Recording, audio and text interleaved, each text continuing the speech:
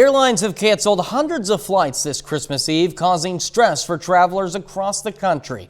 Here in the 4 states, airports haven't been too affected, but their connecting flights have been.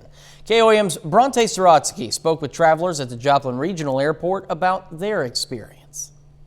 Traveling for the holidays can be stressful enough, but when you add in over 500 flights being canceled in the U.S. on Christmas Eve, that stress can be boosted.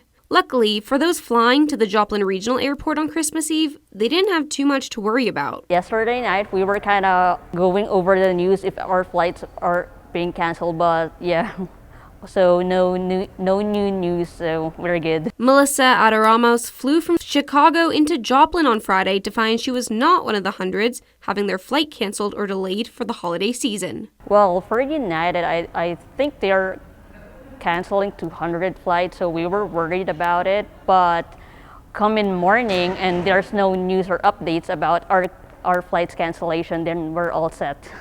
The Joplin Regional Airport didn't report either of Friday's flights being canceled, although one traveler did experience mild delays. So we flew out of O'Hare, and it was probably like an hour-and-a-half flight. Brianna Cozanow flew into Joplin on Christmas Eve knowing she would face delays ahead of time. We had an email probably 2 weeks or a week and a half earlier saying that it had been delayed an hour, but obviously that's a fair amount of time to give you. Now she has some advice for anyone trying to travel this holiday season. I guess just try to be as friendly and supportive as you can for other people who, we're all traveling for the holidays, right? It's always crazy.